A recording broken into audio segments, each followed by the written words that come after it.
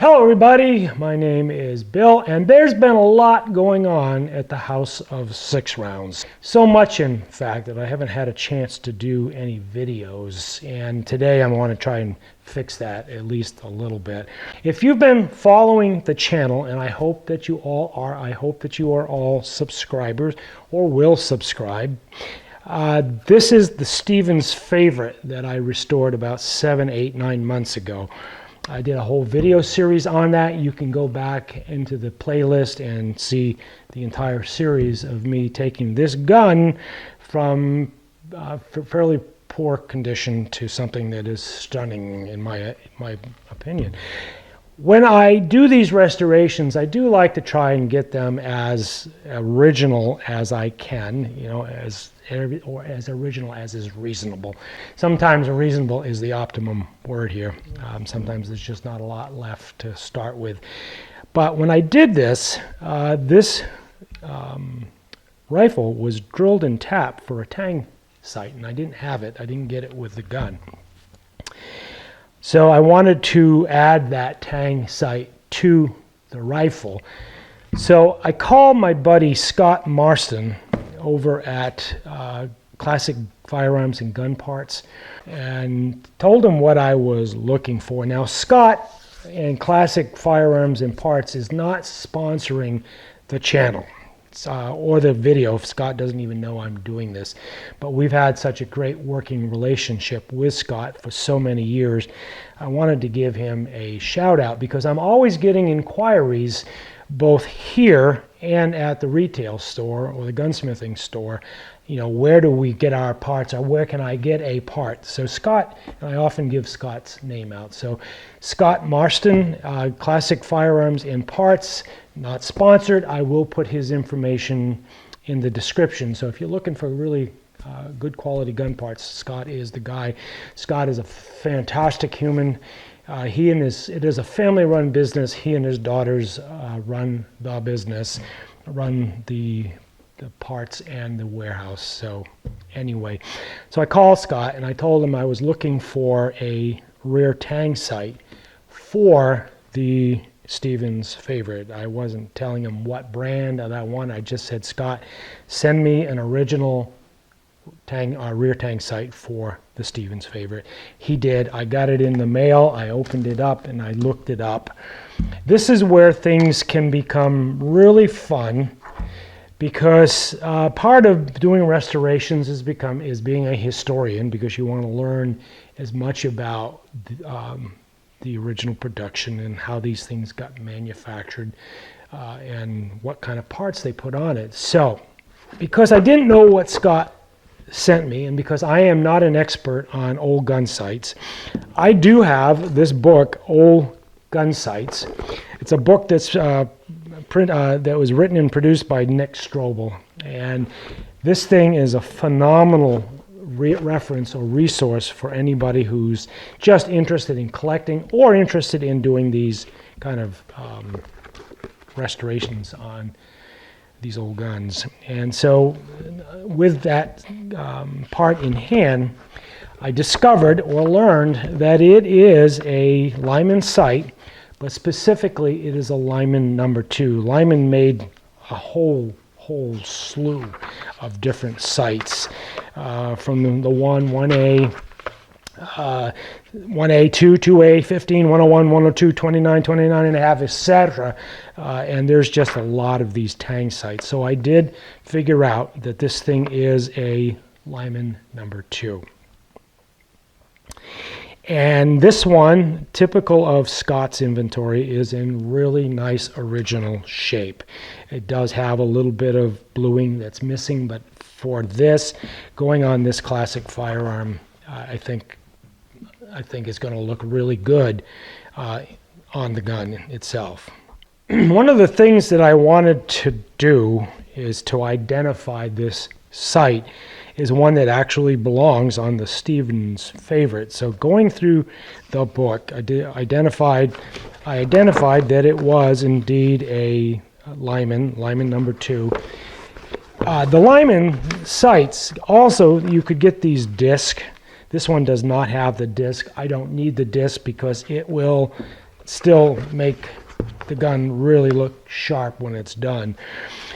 But you go over to the identification grid, and it says application codes for the different Lyman Tang sights. And if we look, it says that the code for Stephen's favorite is F. So I trust Scott, but again, part of being a restorer is to be a historian, and I wanted to learn this for myself. And again, I am not an expert on gun sights. So I said, well, okay, there's supposed to be an F code in the bottom of this. So I started looking for an F code, and I couldn't find one. But I could see something scratched in the bottom of this. So I went and I had to get a 10 power loop in order to see the script that was on the bottom of this. And with that 10 power loop, I did find F. So this is a Lyman number 2 manufactured to fit the Stephen's favorite. Obviously, we want the screws to line up, and they do. They line up perfectly. So today's video, I want to install this Tang sight onto the back of this rifle.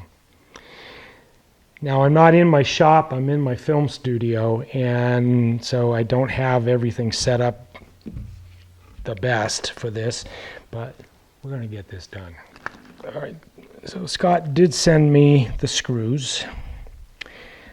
And again, in full disclosure, I did go down to the shop after I got these and cleaned them up with some oil and 4/0 steel wool, including the screws. So I did try to dress them up just a little bit. And this thing folds back and folds forward, so that when you're holding it, it is vertical. So we are going to install this. This is a real simple install. I'm going to cover up my nice color case.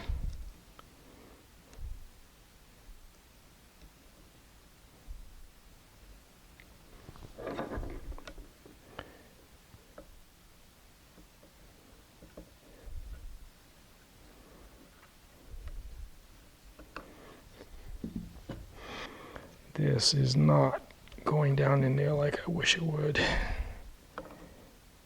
I have not pre-fit this, guys. This is, you're seeing it live. I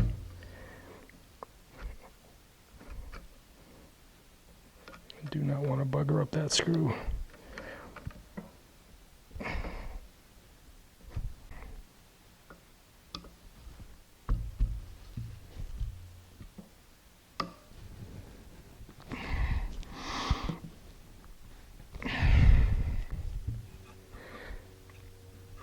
Okay, that looks really good. I am going to have to go down to the shop.